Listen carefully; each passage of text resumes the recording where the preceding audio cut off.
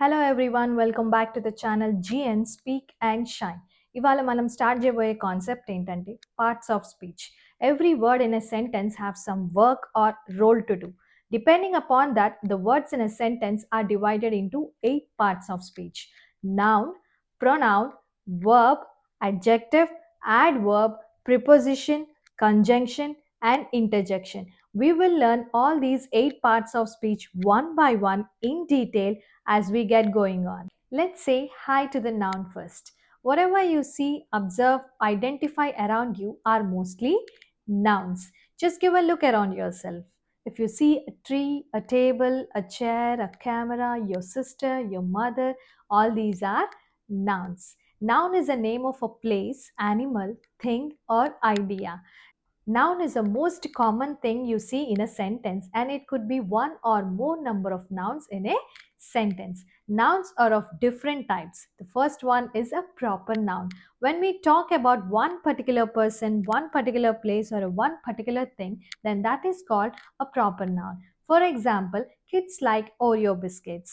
So here there can be many number of biscuits, but kids like only Oreo biscuits. We are talking about one type of biscuit called Oreo biscuits. So that is a proper noun.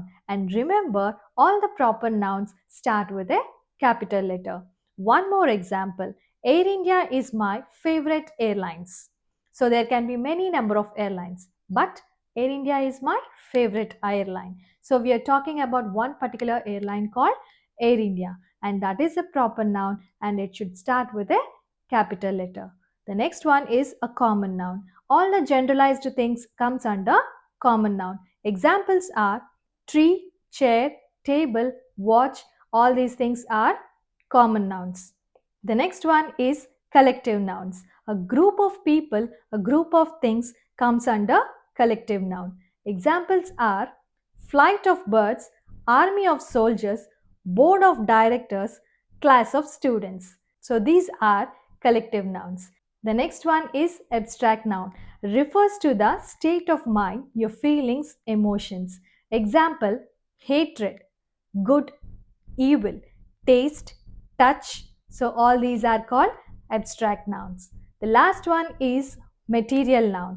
All the metals and substances comes under material noun. For example, gold, oil, magnesium, sand, all these are material nouns.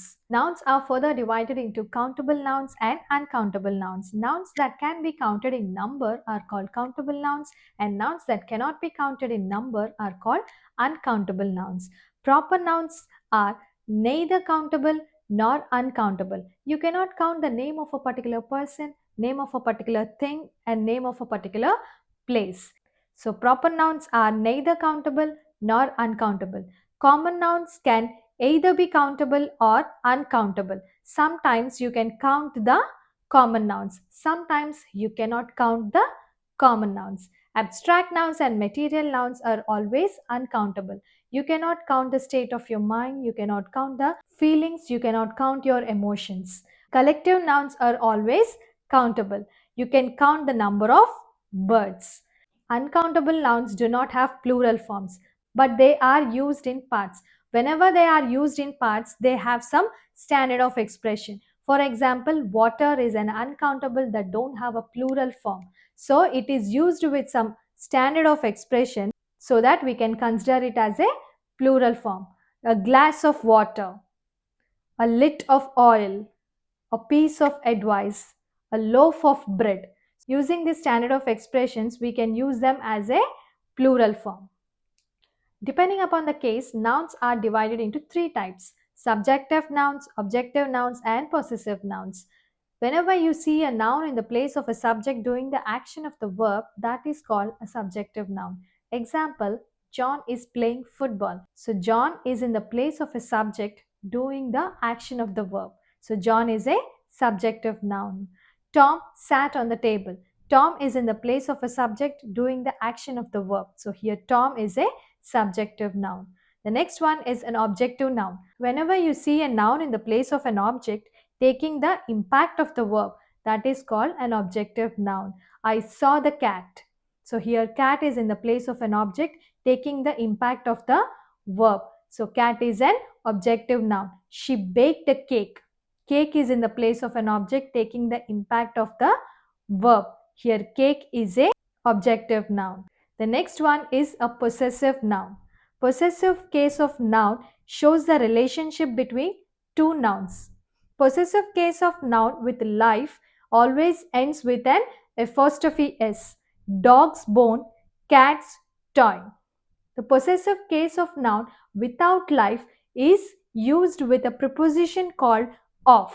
Roof of the building, pages of the book. The possessive case of noun ending with letter S is always followed by apostrophe. For example, Teacher's Day. Here the apostrophe is followed or written only after the letter S. When two nouns have the same idea, then the apostrophe S is given to the second noun.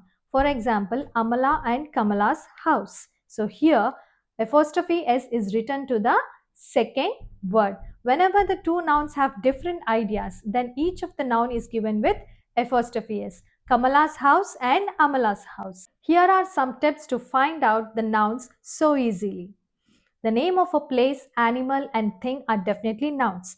A and the articles are followed by nouns.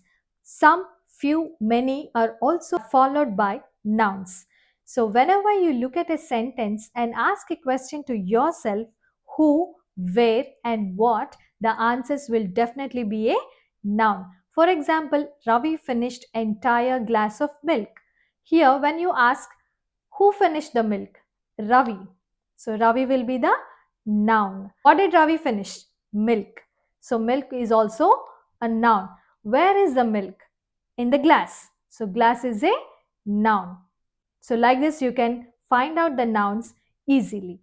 So this is all about nouns and different types of nouns. Today's verbal ability, sympathy, feel for others, chaos, noise, remedy, a solution, sluggish, lazy, senile, growing older. I'll give you some sentences. You find out the noun and also write down what type of a noun it is. A common noun, proper noun, collective noun, abstract noun, whatever it is, you find out and write it down in the comment box and I'll give you the answers in the next video. And the sentences are: Red Riding Hood met the fox in the forest. The group of students gathered for annual event. Wisdom is often valued more than wealth. If you like the content in the video, do hit the like, share and subscribe button and also click on the bell icon to meet the pronouns in the next video. Till then, stay tuned.